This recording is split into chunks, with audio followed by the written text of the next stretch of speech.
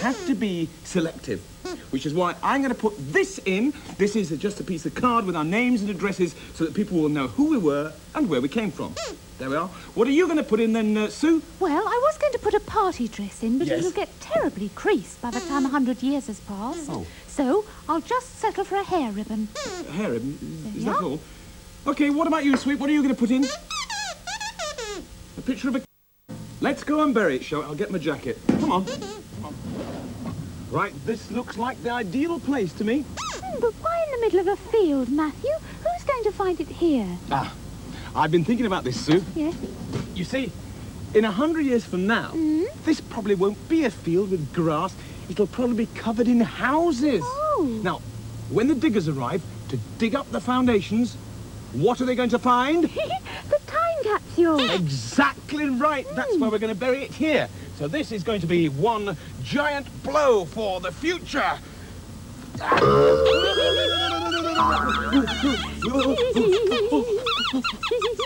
All right, I didn't know the ground was going to be rock hard. I'd like to see any of you lot doing any better. I'll never play the violin again. Weasley, let's get busy. The magic spell. Well, I'm quite impressed, Sooty, but the problem is there's still no hole. Oh! There is a hole! Hey, that's great! Let's get the time capsule in there. And somebody will find it in 100 years' time. All we have to do now is cover it up with the soil. What soil? Well, the soil that came out of the hole. The soil that... Oh, no. There's no soil. It's a magic hole. Look, it'll be discovered in 100 minutes, not 100 years, if we don't cover it up. We'd better take it and bury it somewhere else. The problem is, where? Oh, that's an excellent idea, Sooty. Matthew? Yes? Matthew. What? I think we've cracked it. You see, it's all terribly simple. Yes. We get back in the van, Yes. and you drive, Yes. and we go off to the water's edge.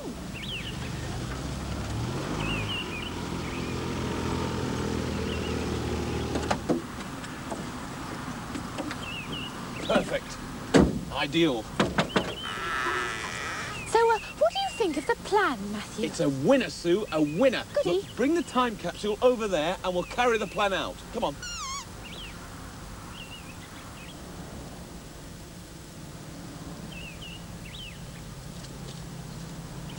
Right, where are you three? Here we are. Oh, and the time capsule. Thank you very much, Sooty. Now listen, in 100 years from now, this lake will have totally dried up. Somebody will come along and discover the time capsule. So all I have to do is heave-ho this thing into the middle of the lake. After 3. Ready? 1, 2, 3. Ah! Well done. Foolproof, this. Absolutely foolproof. What's that?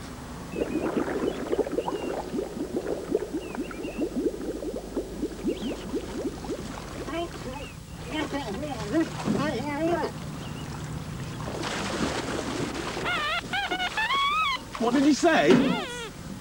He said, do not throw time capsules in this lake by order. Well, so much for that plan. Come on, let's go. So just run through your plan once more for me, Sue. Well, you drive past that open manhole just up there. Yes. And as we pass it, you throw the box into it. The workman will then put the cover on and bingo! It's a great plan. It's great. It'll be absolutely ages till anybody finds it. Right, let's do it.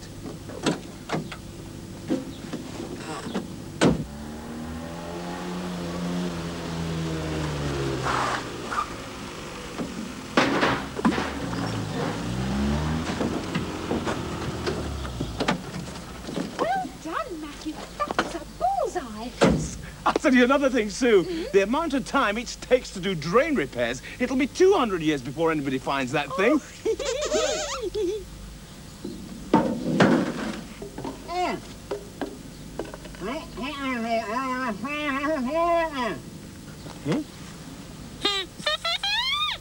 What did he say? I don't know. Excuse me, what did you say? I said, Oh,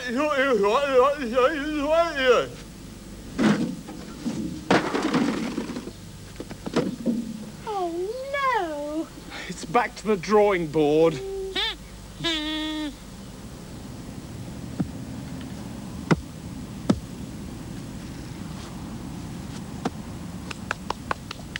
Right, I've done it. The ground was nice and soft, and I filled it in. There were no silly signs telling me not to do it, so we've cracked it. Actually, no, it really is quite remarkable. This whole time capsule idea has been a very good one. You know something? In 100 years from now, we could all be famous. It's actually true that, you know. I don't think anybody's going to find that sweep in the next 100 years or so. I'll tell you what, I'd love to be around to see the face of the person who eventually discovers our time capsule. Excuse me. Oh. Are you Matthew Corbett? Yes, I am, actually. Do you want an autograph? No, I'd like to return this box to you. How did you know it was our box? It had your names inside. I'd like to keep this ribbon for my sister's hair. And I'd like to keep this picture of the kitten for my wall because I like kittens. Oh, I fed the bread to the birds. So we've got the box back. And at least there's no sign of that funny frogman. Ahoy! Coming, Daddy!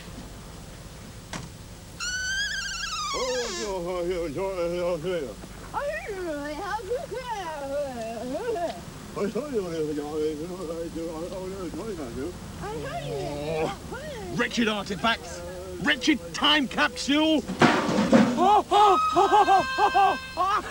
Our time capsule was an absolute failure, wasn't it?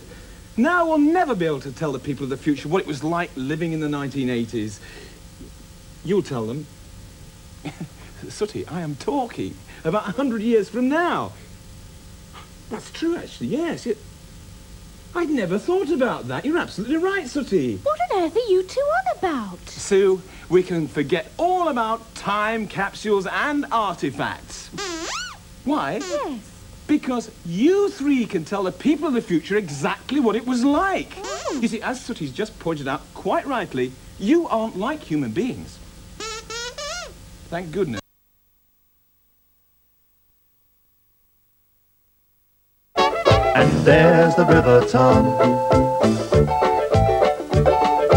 Jiggle on the tum. Oh yeah, tickle on the tum.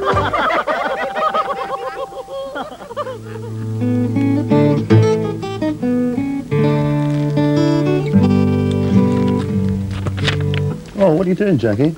I'm choosing a birthday card for my cousin Katie. Oh, would you like me to help you choose a present for her? Now, I've decided to give her a pet, and Bunny Brown's going to pick one out for I thought it might be a reject. Oh, horse in a little. Isn't he terrible? He is. Well, Bunny, what is it? You'll just have to wait and see. Anyway, it can't be less trouble than most of the pets in my shop. Did I tell you what happened last week? No. Well, don't worry. Ralph, shh, listen to Bunny.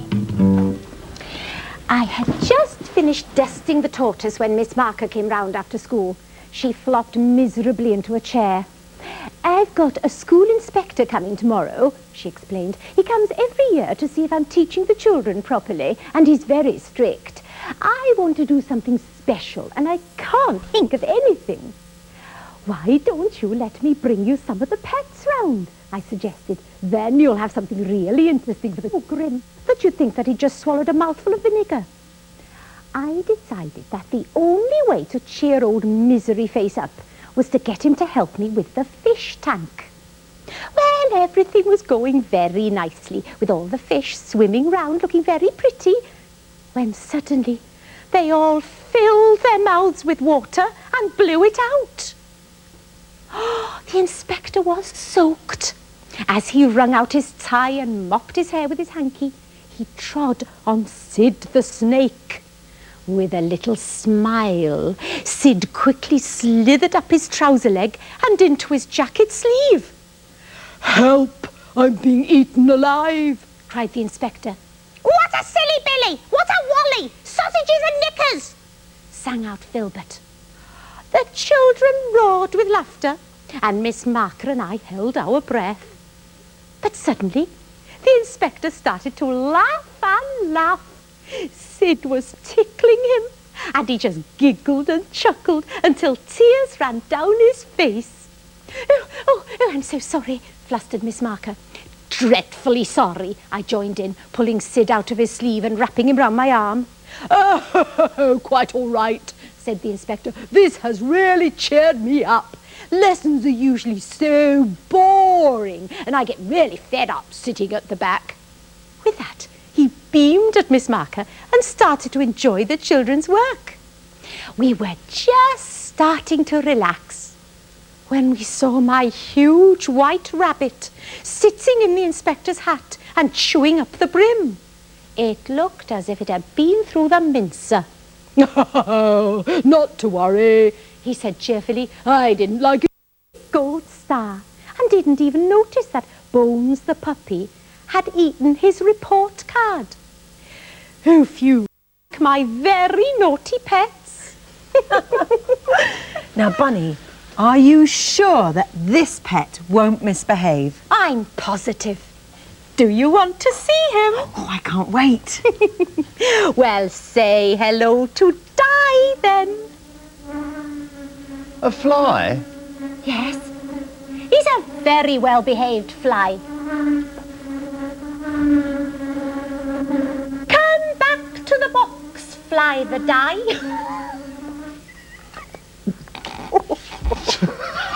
Absolutely fantastic. Yes, well, I trained him myself. You see, he's very intelligent, you know. Di, would you like to hear a joke? Oh, that means yes. Ralph, will you bring the tickle mail, please? Yes. I just can't believe what I'm hearing. No, I'm Fancy sure having a fly called Di. This I is can't brilliant. believe that. That's Oh, great. now who's that for? There we are. All right. Oh, there's mine. Who's got the yours. first joke today? Bunny. Oh, I think it's me. Oh, it's from Claire Holland in St Helens, Merseyside. Why did the boy throw the clock out of the window? I don't know. Why did the boy throw the clock out of the window? He wanted to see time fly. Time flies. Oh, dear. Oh, Di liked that, like didn't that he? See if he likes this one. This is from Adrian Young from Chadderton near Oldham. Where do ghosts go shopping? I don't know. Where do ghosts go shopping? To the spooker market. Get it? He liked that as well. What a great fly. Oh, look, Bunny, I want to show Great you sense because of we've got humour. this great picture and it's been sent in by Emily, Lee, Rebecca, Bernadette and Carly of Heathmere School in Roehampton. There's Bunny in her pet shop. There's Filbert the parrot and Wilf the dog. And there's two little kittens. And up there's a canary. And there's the fish tank. And there's Nuts the monkey. Oh, it's a yeah. great picture. Nuts is eating a banana. Certainly is. Now, who's got the next joke? I've got one here. This one's from Bradley Lamb. He's 5 and he's from Open School, Chorlton, Manchester. But the parrot's trying to teach him. Filbert, oh, you want to watch him? He's a very rude bird. Yes, that's true, yes. In Bunny Brown's pet shop, there's a parrot. He's a very rude bird, and he couldn't give a carrot what any grand, and nobody's safe from him. All the things he says when you walk in. Hello, spotty face. Have the banana. Oh, what a whopper. Hello, Grandma. Knickers, Knickers, needle neither knew, and I've seen a monkey just like you. I've seen a monkey just like you. Oh, that Filbert, I don't know where he gets it from. Well, I must get back to the shop now. You'll tell your niece Kate to look after Di, won't you? Oh, I will. And thank you very much indeed, Oh, Bunny. that's a pleasure. Bye. Bye. Do you know, Katie's going to be delighted with Di. Do you really think so? Oh, yes. Hello, Di. Do you know, I think he's looking a bit sad. You don't suppose he's missing Bunny already? No, let's try and cheer him up. We've got a joke here. A joke, yes. Yes, Tell there's him a one joke. here. This is from Danielle Davis from Sunnybank Primary School, Bury. Now listen, Di. Listen. Did you hear about the man who couldn't tell the difference between toothpaste and putty? He's shaking his head, he didn't. He didn't. Well, all his windows fell out. Nothing, not even a smile. Wait a minute, he's thinking about it. Right. Oh, he likes it. I think he's got it. Well, he's Right, really George? laughing. I think he's got it. I hope he's got it. Tickle on the tongue. Tickle on the what? on, there's Tiggletown. And there's the River Ton. Tiggle on the ton. Oh yeah, tickle on the ton.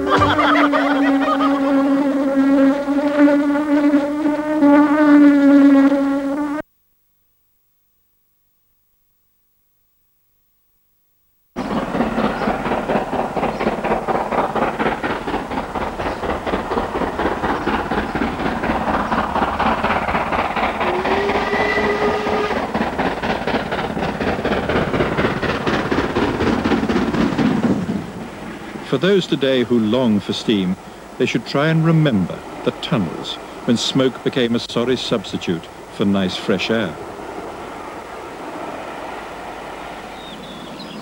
After Yeovil, in the old days, would come branch line country on the southern, with many connections leading to the sea, practically all of which have gone today.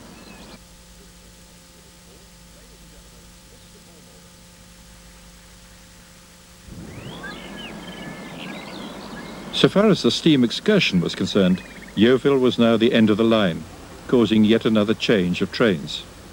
Only this time, for Barry Smith trying to find the past, it was back to diesel and modern times.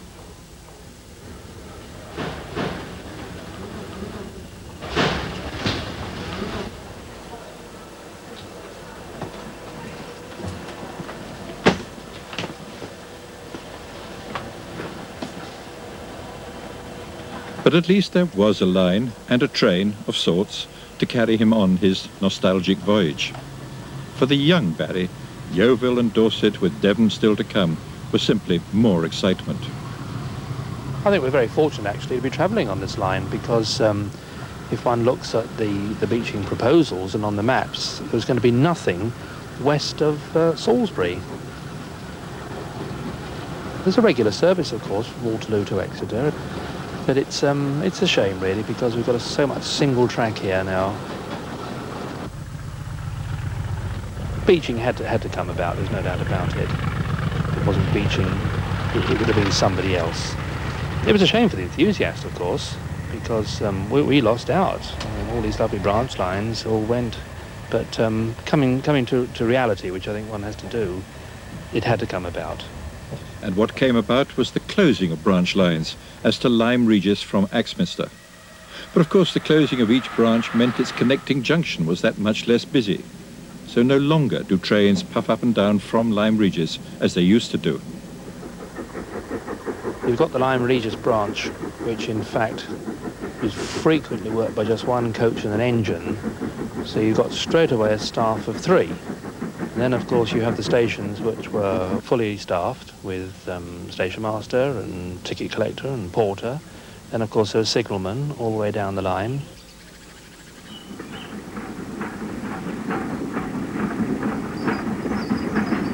The track itself was maintained virtually to mainline standards in excellent condition. And looking all round, it was quite tremendous, the amount of staff that they had on these lines. So really, it was no wonder that they went to the wall, because it's only in the summer, because a branch like the Lyme Regis branch fully worked.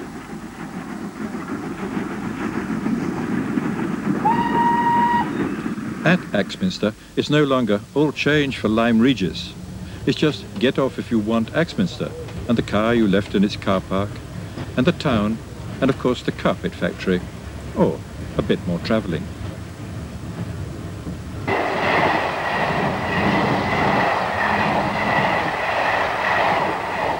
Fenniton used to be Sidmouth Junction before they cut off the line to Ottery. Last century, and I had an uncle who was signalman here, not my father, but then I took on in the 1950s. When I joined, I counted up a total of about 16 altogether. Station master, 3 signalmen, 2 booking clerks, 2 shunters, a couple of crossing keepers, and 4 of us on the platform. Not all on at once, of course. People would come in from all the villages, 3 or 4 miles around, to get trains away, and it was very much a railhead, so it was really lively then.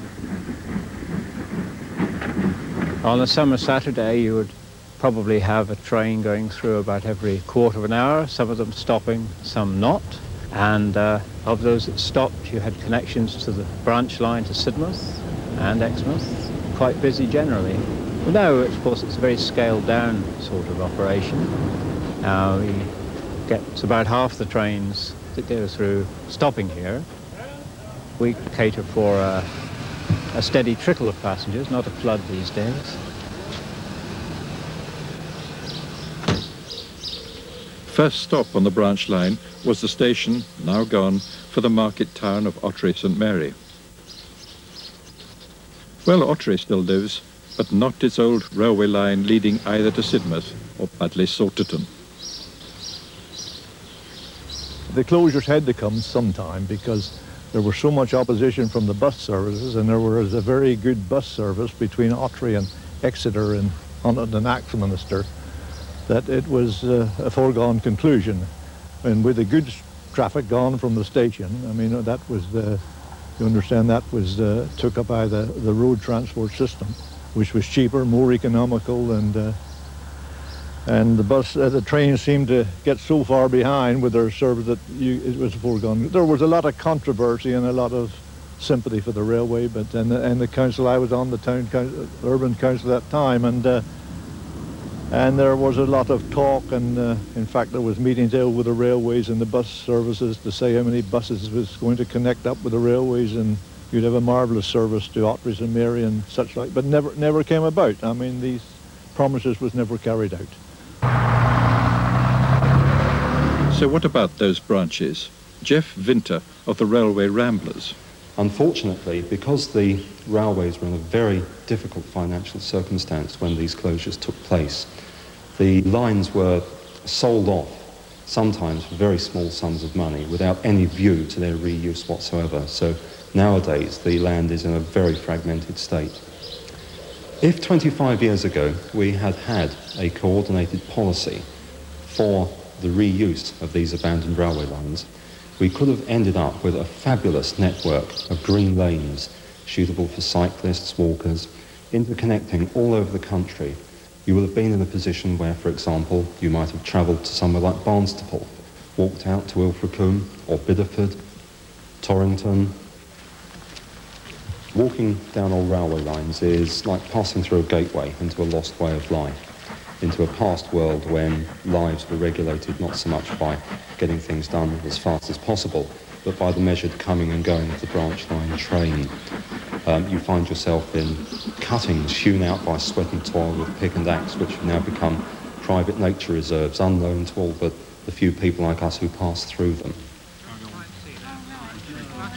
Walking down an old railway line isn't just a matter of striding out with 6 or 7 friends and hoping for the best. You've got to get involved in finding out who owns the land, tracking them down, getting permission, and all the rest of it. So it's quite a major undertaking. It can involve a lot of letter writing, or perhaps travelling around actually knocking on doors. In itself, that's quite interesting. It becomes extremely so if you should knock on the door of an old station and discover, for example, that the former station master still lives there. For the young Barry Smith, unaware that a Dr. Beeching and hard times for the railways were both looming, the impending arrival of Exeter held an excitement which had nothing to do with its cathedral, but everything to do with the majesty of its loco shed. Oh, Exmouth Junction. Now that really was a shed. I loved Nine Elms and of course Salisbury, but Exmouth Junction had a ring about it, I think, Exmouth Junction, because you could see the whole yard as you went by on the train, and of course trains were beginning to slow down then because you were getting close to Exeter. You didn't roar past at 60 or 70 miles an hour and see nothing, and there were lines of engines, there was everything.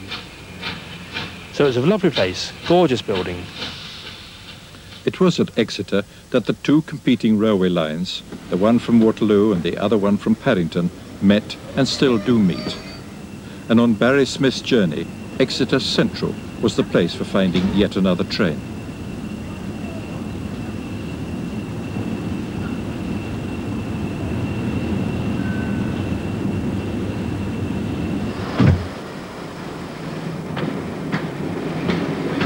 Of course, here at Exeter Central, I changed trains here to get the branch line down to Exmouth in this bay here, which I don't think is used anymore now for the branch line trains. But the great thing, of course, about this branch is that it still survives. It's the only surviving branch off the main line now from Waterloo to Exeter. All the others have gone. Well, after this station, of course, it'll be the end of the line, Exmouth. I don't know what I'm going to find there. There's a station there, but what sort of station, I just can't imagine. We'll soon find out anyway. It doesn't take all that long to go down the line. Well, the River Exe may still be there, but the old M7 tank engines have long since vanished from this lovely piece of line. Exmouth station was a lovely little station. I honestly can't remember the full details of it, but it seemed, if I remember, there was about 3 platforms, and of course it had an engine shed, which is always an attraction in itself. It was a very small one-road engine shed which housed the loco off the branch. It always seemed a very busy station. I think there must have been freight because there were goods yards there, so there was obviously a freight service in there bringing coal and such like. It was a lovely little station. I just hope that it hasn't been altered too much.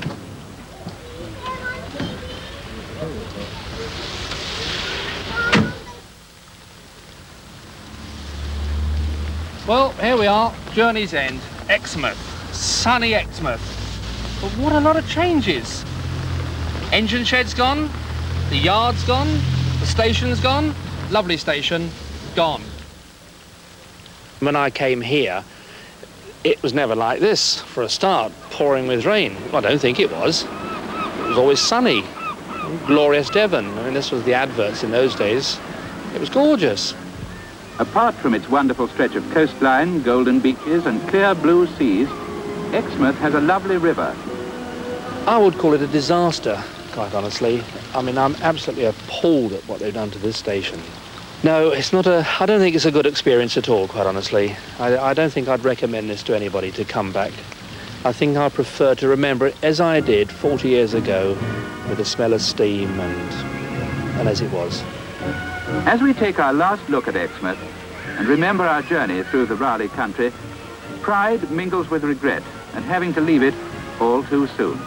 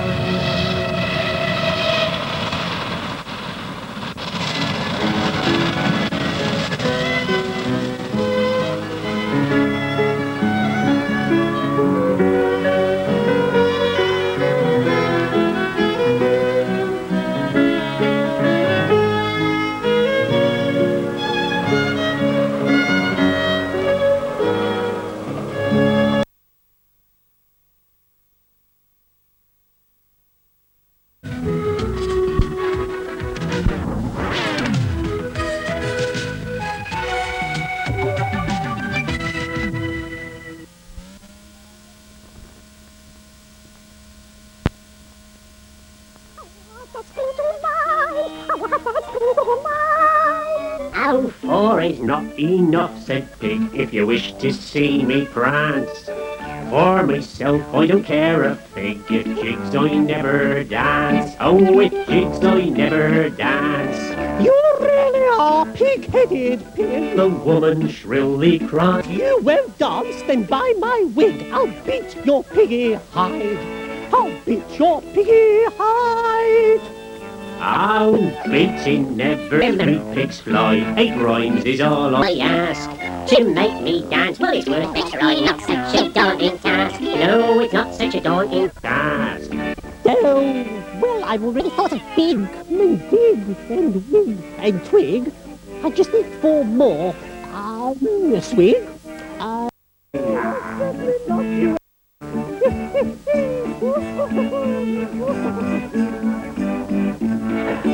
A glutton for punishment, that pig.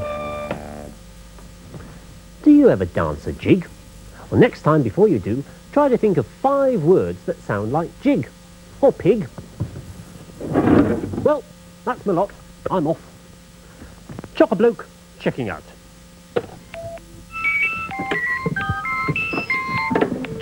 away.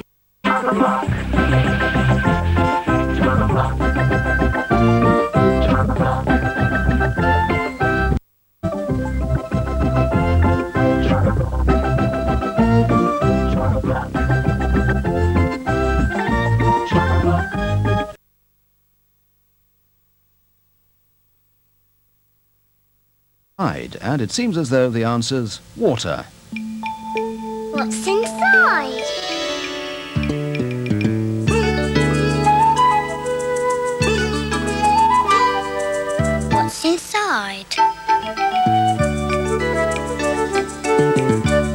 What's inside?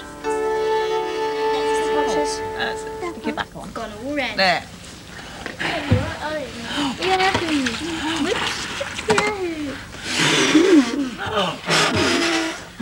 What's inside today?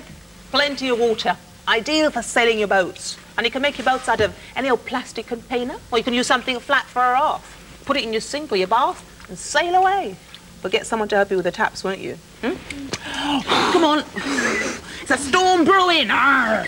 Yeah, waves are up high. Waves are going high. Woo. Yes. Oh, there's more water over here. And something rather special is floating on it. Do you know what it is? Is it a duck? No, it's not. It's a drake. And his name's Francis. Thank you, Elizabeth. Francis floating around. Is he like the bread, then? Yeah. Yeah, Francis? What else likes water? Do you know any other creatures that like water? Fish, frogs. Pond skaters, which like skating on the top. Pond skaters, never heard of those. What else can you think of? Water beetles. Water beetle. And ducks, of course. And drakes. All creatures like water, though. Well, they need water to survive. And people in very hot countries, they really look forward to the rains because it brings water for their rivers, for their plants, and for them to drink. And they don't even mind if it's raining when they're on holiday. Now, Grandpa, Armo and Mira are on holiday, and Grandpa's written from India to tell Geeta and Alice all about it. What's inside? A letter. Written by Grandpa. Posted by Emma. Flown to England. For Geeta and Alice. And what's inside? A letter from Grandpa. Dear Geeta and Alice, Uncle Ram, Auntie Sita, Amar, Meera and I have just been on holiday. We were high in a hill station, surrounded on all sides by even higher hills.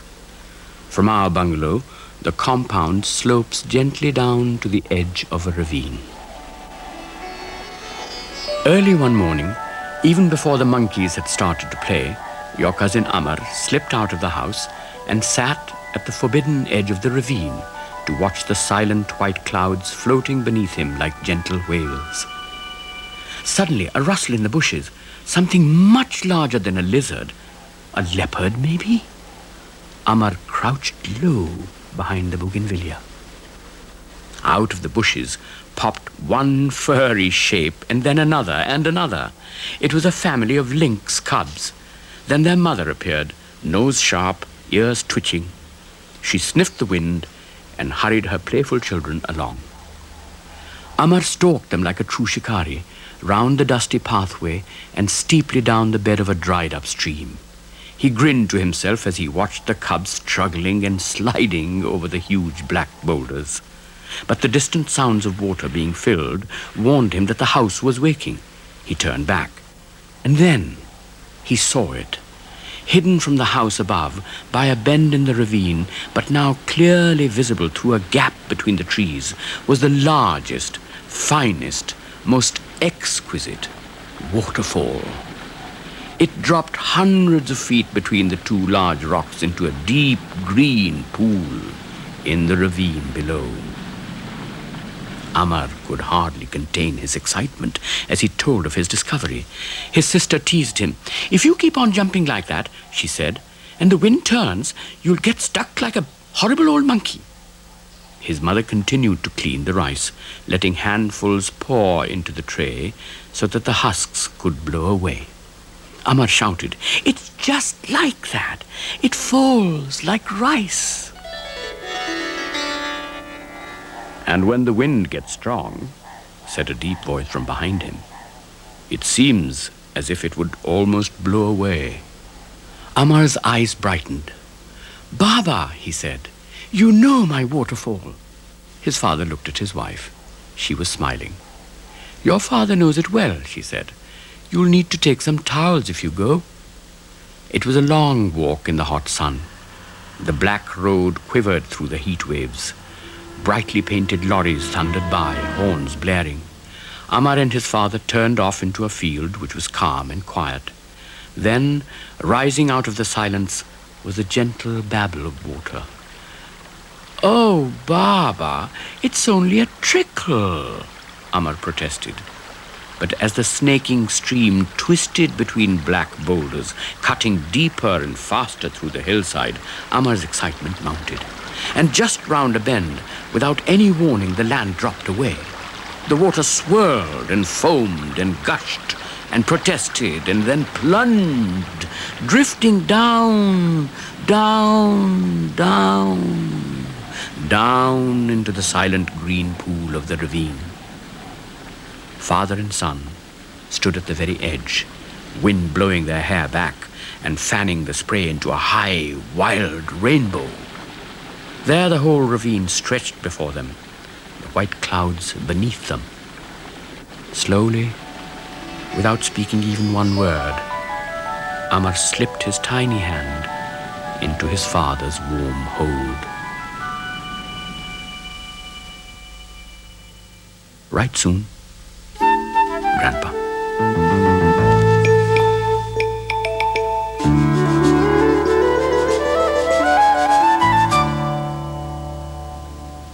Perhaps one day you'll see a beautiful waterfall, like Amar did. Or, if you've got some space outside and it's fine weather, get someone to turn on a tap and have some fun, like Sarah, Emily and their friends.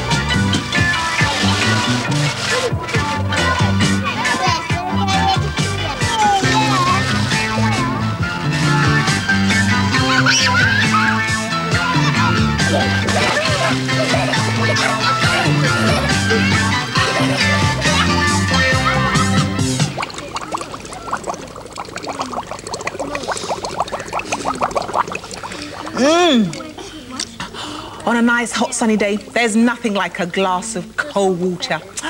Cheers! Cheers. Cheers. Here's to water. Here's to water.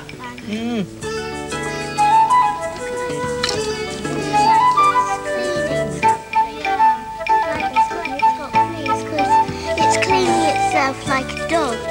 Yeah, it's like, because dogs clean it, then that's full of water, whole thing's mouth and then spit it.